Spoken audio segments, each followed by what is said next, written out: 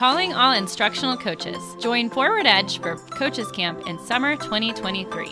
Coaches Camp is packed with high-quality professional development exclusively for you. Attendees will work with like-minded coaches on creating strategies for building teacher relationships, executing coaching cycles, and building a culture of coaching and tech integration within their district. There are 2 opportunities to attend Coaches Camp in the summer of 2023. You can join us virtually June 12th through 14th, or come visit us in Cincinnati on July 27th and 28th. Please visit forward-edge.net/coachcamp to reserve your spot today.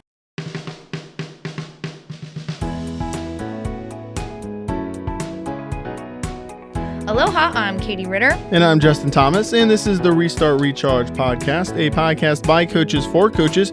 We bring the tips and tricks to help you in your everyday work as an instructional coach or whatever they call you in your school district. So hopefully you're going to leave this episode with us today feeling just a little bit less on your own coaching island. Yeah, and one of the biggest struggles for teachers can be classroom management. What happens when the lesson is ready to go and the teacher is excited for teaching the content, but then the students are just not that engaged and they struggle to focus? This episode is actually going to tackle some ideas for coaches who are looking to help teachers and assist with classroom management in their lessons. Talk about a timely episode, Justin. I feel like every teacher everywhere is struggling with some crazy kiddos these days. And now we're into the springtime. Yes. And that, as soon as the weather starts to warm up, they just don't want to be there anymore. And I think it was a full moon at the time we're recording this lesson too. So just adds all the elements of crazy classroom management time. That's exactly true. A full moon, that means it's all going downhill. So hopefully, Maggie, you'll have some insight here for us when this comes out on the next full moon cycle. But we are joined today by Maggie Harris. Maggie is an instructional design coach here at Forward Edge. Prior to her role, Maggie taught middle school English language arts at an urban charter school in Columbus, Ohio, where she resides still today. Now she works as a coach in a pre-K through 12 district serving over 3,000 students. She is passionate about helping teachers create engaging and equitable lessons that leverage technology. She has presented at both OETC and ISTE. Outside of work, Maggie plays sand volleyball and soccer and also enjoys baking. So welcome in, Maggie. Welcome, Maggie. Thank you, guys. I'm excited to be here. Yeah, we are glad to have you on. First time on the pod. First time on the pod. Yeah, exciting to have you on here with us today, Maggie. So obviously this is a tough topic, right? Classroom management. How can the coach assist teachers with classroom management ideas? So we'll just get right to it here. Can you explain the importance of finding strategies to assist teachers with classroom management as a coach? Like, why should the coach get involved to try and help the teacher out here? Yeah, absolutely. This topic has been top of mind for me throughout the year. I've constantly heard from teachers about their struggles with their students, especially kind of moving away from COVID. It's just been a very complicated problem for teachers to deal with. And so as a coach, as a tech coach, I can help my teachers create an awesome, engaging lesson, but it can also flop if the structures aren't in place in the classroom for students to be successful. And having that classroom management piece is so essential to the success of a lesson. And as a coach, it's also my role to just support teachers and help them grow professionally and ultimately help retain teachers. And classroom management is so often what pushes teachers to leave the classroom. And so my role comes in to help teachers, help them create these lessons that also have those structures in place. And sometimes, they might come to me just wanting someone to help them. In one of my buildings, I'm the only coach. I am the only person that they really have to go to when they're having an issue outside of administrators or other teachers. And so, of course, I'm going to do whatever, I can do to help them feel successful in the classroom and leave the day not feeling so drained, which, when you're dealing with classroom behaviors over and over again, it can just weigh on you and be the only thing that you remember from the day. And eventually that's going to, make you possibly consider, what you could do outside the classroom. Yeah, I think that's a great point, Maggie. Just really quick before I ask you my I guess follow-up question. This is a follow-up question, but what are the challenges that you have mainly been seeing this year with some of your teachers? I'm sure it will resonate across with our listeners, but just kind of, if you could just kind of pinpoint some of maybe like the main like 2 to 3 challenges that you've really been kind of seeing across the board from your perspective. I would say one really big problem is just keeping students engaged, especially with, at the high school level. I see a lot of issues with like students have their cell phones and they have their AirPods and they're constantly, not talking to they're not listening to the teacher. Instead, they're doing whatever else on their phones, and which of course can lead to issues with behavior. I also see a lot of students dealing with things going on outside of school that they then bring to school, and then teachers are having to kind of figure out like how can we help this student get to the place where they're ready to learn as well. And sometimes those behaviors that they're displaying are like refusing to do work, or giving up really fast and getting really frustrated and showing those frustrations in a manner that's not productive to the classroom. So those are just a few of the themes that I've seen a lot this year. Yeah. Thanks, Justin. I had muted myself. Good co-host got my back over here on mute me as I tried to start talking.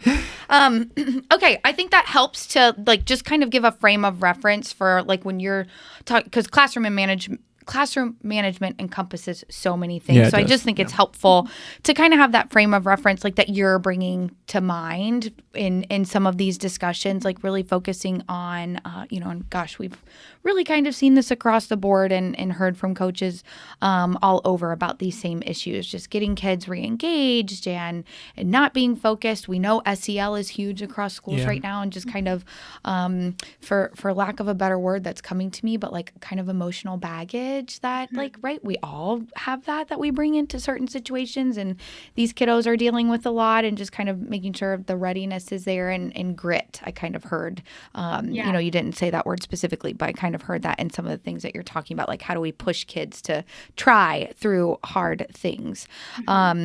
So knowing that those are kind of the things that you're seeing mainly and helping with, how do you go about supporting a teacher who's maybe struggling with a student or group of students, or potentially even whole classes of students who are exhibiting some of those challenging behaviors that you're seeing? How do you support those pieces that you just pinpointed are problems? So I think the first step is always to observe. Even if it's an informal coaching cycle, I still, seeing for yourself, I think is extremely important. And so with that being said, before I observe a teacher, I'll ask them like, how do you want me to be introduced? Do you want to introduce me? Do you want me to say who I am? And I bring that up because you want to get an authentic experience in the classroom. And, oftentimes classes know when they are a challenging class. They know when their teacher is getting frustrated. So if you're just this adult that's walking in, they might assume that, you're here to evaluate their teacher, or that you're there to, see what they're doing. And so they might then change their behaviors. And of course, that's not what we want to see when we're trying to help a teacher. We want to see what they're dealing with so we know how to help them. Yeah, that's a great point. Well, I learned from experience. I observed a teacher, and we were kind of like vague in my introduction, and they were like little angels. They did everything they were supposed to do. And then I went back to observe another time, and the student came up to me and was like, "Who are you?" And I was like, "Oh, I'm I help teachers with technology." I showed them my badge because they didn't believe me.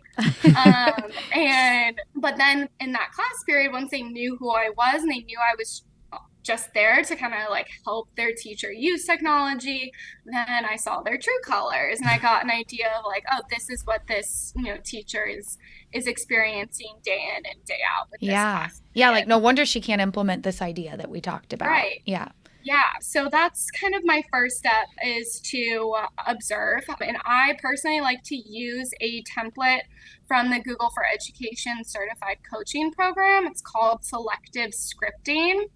And I like to use that template because it helps me gather objective data. It just gives me categories. So I timestamp and then I record what the teacher says or does and what the students say or do in that moment. And then I can add some notes or questions. And so I like to use that, and I always share it with the teacher beforehand so they know what I'm typing on my computer. Another And so great that point. just, yeah, so it just helps me. So I'm kind of leaving my biases aside and just focusing on purely what I see and hear. And so in an ideal world, I would observe, have like an hour, and then meet with the teacher so I can like digest what I wrote down and saw and think about like questions and considerations and give the teacher a chance to digest as well. But sometimes it doesn't happen. Sometimes you meet immediately after, sometimes you meet the next day. But of course, it's helpful to meet pretty soon after the observation so everything's fresh in their head. And so I always start off with like something really good that I saw and make sure to keep things positive, even if it was not a so great class. I try to pick out at least one thing. Maybe it's just picking up on like the rapport that like the students clearly feel really comfortable in the classroom and enjoy being in your room. Otherwise, they wouldn't be, coming in every day. Sometimes, I'm thinking of like a high school class in particular, and students skip class and like here they are coming to your classroom, they want to be here. Or sometimes it's just really small, like I saw this student, like they were working really hard on this assignment, and then I asked them how they think it went, what are their thoughts. I'm trying to pick up on like patterns, if this is something that happens all the time. I might be trying to see if like they're picking up on some of the things that I also picked up on, or if there's not picking up on but I did notice. And during that conversation, I really try to use like refer to the objective data, like this student interrupted you so many times, and give them that number if possible. And also use like I notice and I wonder statements. I find is just like a easier way for me to kind of give some feedback in a more like comfortable setting. I think I learned this from listening to this podcast, to like avoid saying like when I used to teach or what a strategy I used to use, and to try to avoid that. That was something I did a lot last year. So instead, I've tried to replace that with like I notice and I wonder, to kind of frame the strategies or ideas that I'm sharing during that discussion. Yeah, I'm curious, since obviously in the context of like I don't think all of your observations are, correct me if I'm wrong, but your teachers aren't coming to you saying, I want to sign up for coaching cycles, or please work with me to help me with classroom management, right? So like you are there as the tech coach, technically, instructional design coach, but you're there to really support like effective instruction, like through use of technology. And you're finding this lens of, to even get there, we've got to help with the classroom management. So I'm just curious, in your conversations, like how are you guiding the awareness or the focus to even have some conversations that will then lend to some strategies that can then be implemented to focus specifically on the classroom management piece, rather than like, I want to learn XYZ tech tool to implement into this lesson? Well, I think it's important to tie it back to instruction. If you are wanting your students to work on a collaborative assignment and the students are struggling to work together, then it's, well, I wonder if perhaps you could put like a timer up on the board to see if like, and give them like 1 minute to get with their group, so they're not spending all this time wandering around the room, so that they can actually work on the project in an effective manner. Yeah. And then additionally, when it comes to like designing any kind of lesson or project with the teacher, like maybe they reached out to me and they're like, hey, I want to create this, and they have something in mind that they want to do. Or maybe we identify something together, then I think it's also about reminding them of how important it is to have some structure in how you're setting up like collaborative work. One of the behavior coaches actually made this, told me about this metaphor that he shares with teachers. And he said, if you are driving down a highway and there's no speed limit at all, you're going to have people who drive 110 miles per hour just because they can. And so if the same goes for students, if you don't provide, some structure and guidelines and a limit, then, you're going to have students that push you and are going to see how far they can push you. Just like with group work, talking to them about how you want them to work in groups, like talking to them about what does it sound like, what does it look like, and including them in that process can then, set your classroom up for success for then, your students to do the assignment in an effective way. And so having those things set up beforehand, I think, is a really important part of planning that lesson or project. Sometimes it's easy to just assume that all of these things are already in place, but sometimes they're not. And so talking to them and well, we're doing this to set your students up for success in this project, I think can be a helpful way to kind of frame it. Yeah, well, and I think it goes back to what you said too, right? Like how important that observation in a true setting really will really help you as the coach before you come to the table with these ideas and suggestions, and you're going forward with things not related to classroom management, with whatever it is you're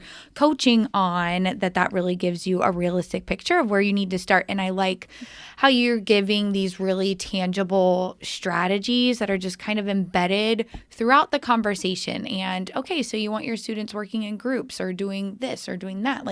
Here's what we should have in play, and getting them to talk through what they want that to look like, and then tips on how they can make that more efficient or shore up that piece of it.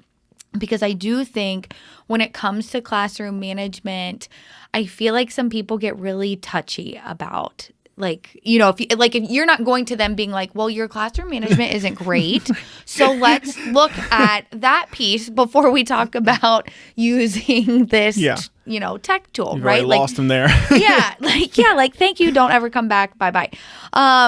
So I just really like how you're kind of embedding it in a strategy, and you're not really even saying classroom management, it sounds like, in anything. You're just thinking of those strategies that have been really successful, and through your own observation of those students in that setting, what will work. So I think that's important to note, because I know some of my toughest conversations when I was still actively coaching surrounded what really was a classroom management issue, and wasn't necessarily the lesson or the content, but it was such at the root. And I know I always felt a little bit nervous to broach that conversation. So I think you're doing it in a really good way that's just kind of embedding it throughout the thought process of the lesson design. Yeah. And yes, you do have to tread lightly. Yeah. For sure. All right, well, let's go ahead and step aside, take a break from our sponsors, and then we'll be right back. Looking for a program that reaches all teachers in learning new tools to integrate in their lessons? Edu Badges is the answer. Edu is an anytime, anywhere badging program that is designed to take bite-sized tools for instruction and teach teachers how to use them. Edu has received the ISTE Seal of Alignment for educator standards, and each badge in our expanding library is aligned to the ISTE standards and the SAMR model. Learn more about the program that teachers call addicting at forward-edge.net/edubadges. Calling all instructional technology coaches, Forward Edge has launched a new hub for coaches to find strategies and resources to use for their coaching. The EDU Coach Network provides a place for instructional coaches to come together for coach-specific professional development, building a community, and finding mentorship moving through the school year. The network provides a place to casually seek resources or join in with book clubs, Twitter chats, webinars, and workshops, along with much more. Join the EDU Coach Network by going to educoachnetwork.com and join the coach community today. All right, welcome back to the Restart Recharge podcast. You have your co-hosts here, Justin Thomas, Katie Ritter, and we are talking with Maggie Harris about how coaches can support classroom management to further allow them to coach and get into the deeper things that we coach on here. So, Maggie, now we are going to kind of flip our mindset, and knowing that our team here loves a good tech tool that can maybe support the work that we do and make things more efficiently. What are maybe some of a few go-to tools that you might integrate into lessons that really are meant to assist with classroom management for teachers? Yeah, so one of my favorite tools, and it was actually my PB on the Potty last month, is Classroom Screen. So Oh yeah. basically, it's a digital screen. It's a website you can go to and create a free account. There's different like widgets you can add to your screen that you then display to students. And so some of the ones that I really like, they have a sound meter. So it will actually pick up on the volume of the classroom and it will turn red if students are getting really loud. It's a hot mic. I feel like we might need that in the office on Fridays. Oh man. So I like that one just to give students the opportunity to also, self-monitor themselves.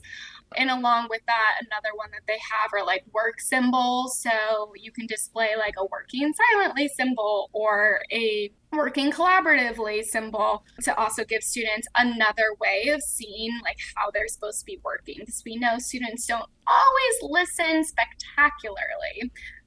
So just having another visual in front of them that shows them, how the volume that they should be at and the type of work that they should be engaging in. And then lastly, they also have a poll feature. So students, I've seen this on display in teachers' classrooms where students come in, it's part of their morning routine, and they select from the poll, like whether they're happy, sad, tired, mad. You can customize your options.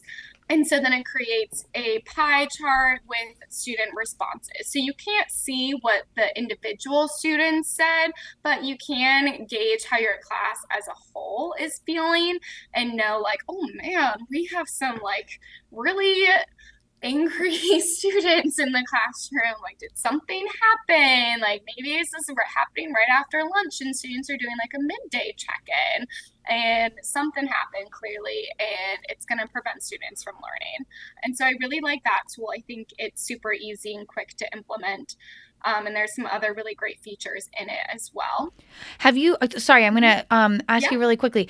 Because I know I used to recommend that tool for like my elementary teachers. Have you seen it used at like middle and high school? Because I think at like face value, it's a very natural fit for elementary. It like mimics some of the tools they had on smart boards and different things that they're used to using.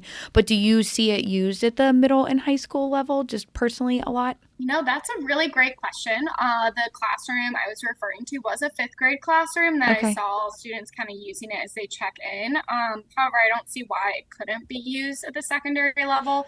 Yeah, some of those things you just described had me thinking like this would also work for secondary. Yeah. I know Yeah. like my mind wasn't with secondary and that tool was sharing it. But some of I didn't realize it had some of those things that you just shared though. So those to me feel like they could be secondary like self-monitor tools. Right. If you want to see which high school class is, having the largest party, then you can do the sound meter. Maybe not suggest that, but yeah. Yeah, I definitely think that especially would be helpful for high school teachers or even just like I know like the cell phone issue that I'm sure lots of schools are struggling with of, how do we get students to put their cell phones away, but kind of almost using classroom screen is also a way to talk about like this is a time for cell phones, this is not a time for cell phones, and trying to promote some self-regulation with that as well. And then another tool that I like is actually Pear Deck. So I'm sure as a lot of us know, when you join a Pear Deck, you have to check in with, you have to select your feelings as well. And I think, when I was using Pear Deck, I feel like I kind of glossed over that step because there is an option to skip it. But I think that is a really valuable tool that's perhaps underutilized. And I think it's really valuable because this little, their little face that they choose kind of sticks with their picture on your teacher dashboard. And I think when teachers take the time to share with students like the reason why they're being asked to select like their emotions and talking to them about this can affect like the way we are learning and where our minds are at, I think it can open the door to some really positive conversations and help again to work on that self-regulation, but also keep the teacher informed on how their students are feeling.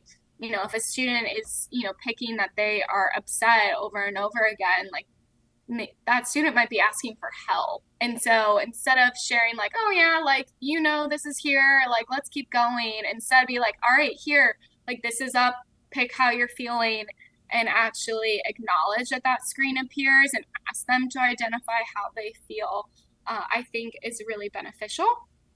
And then also with Pear Deck, Katie, you mentioned like SEL earlier in the podcast, and Pear Deck has a lot of SEL lessons in their content orchard.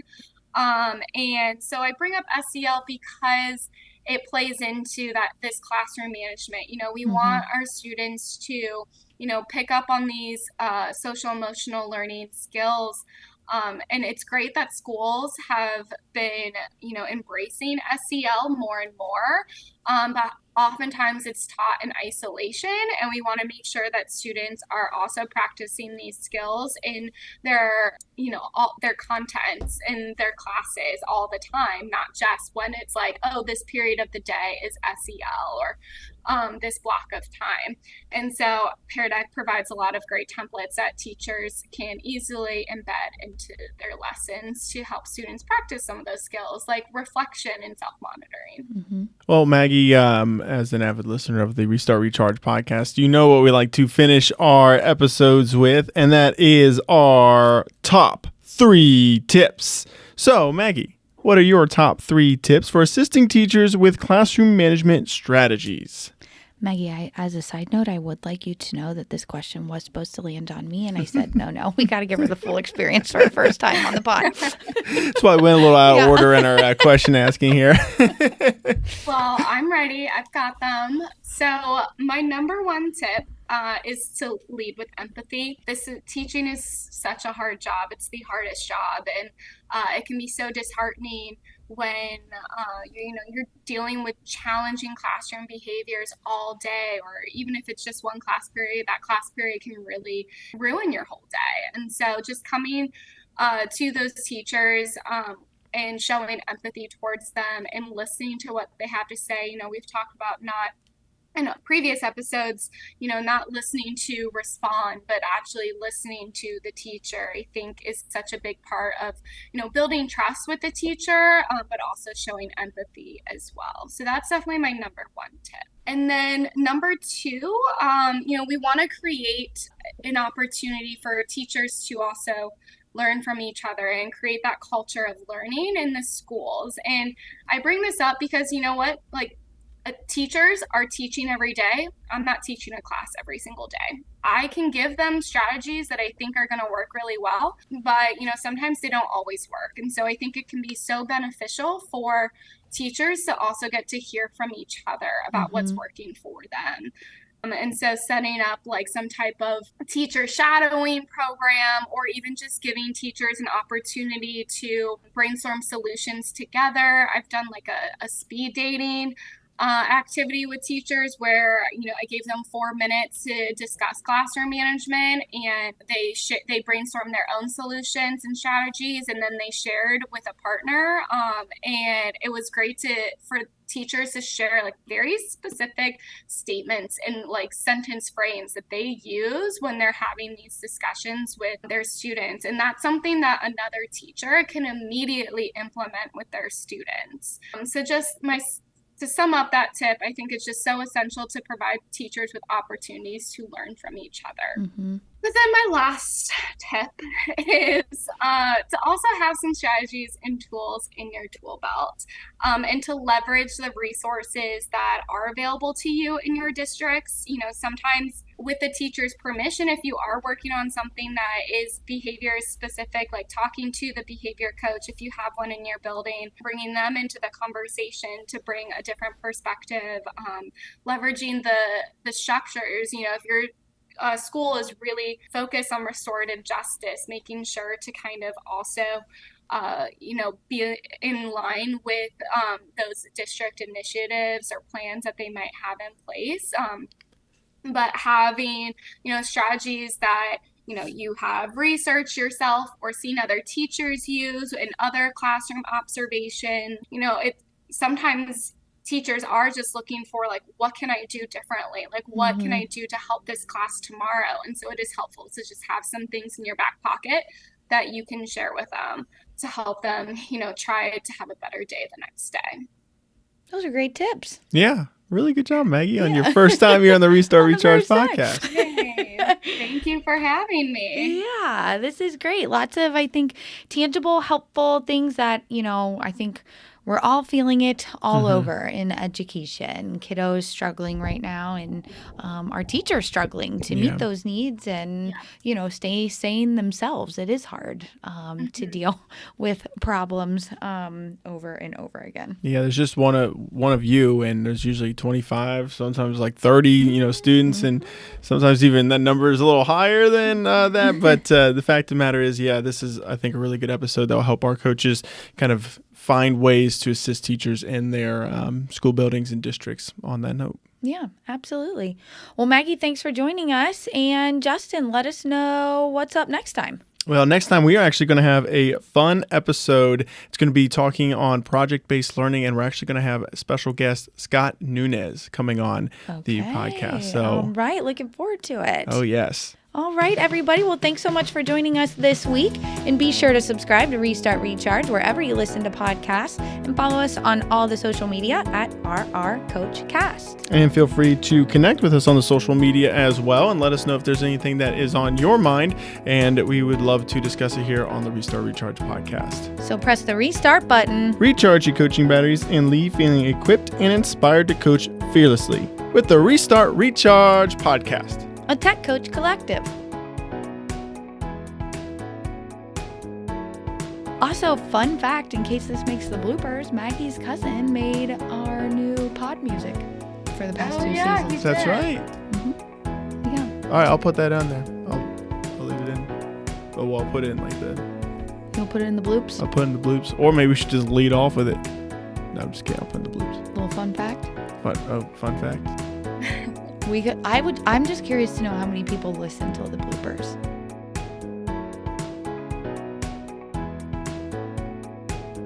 Oh, was that your cat? Oh my Did God, your cat make a pod appearance? Crazy. Oh my God. If I was like, she had the zoomies and was like sprinting around here in the beginning of the recording. I don't think I even noticed.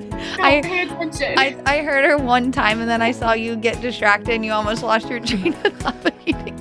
I'm like, she might have a competition with Justin's cat who slams cabinets when he records from home.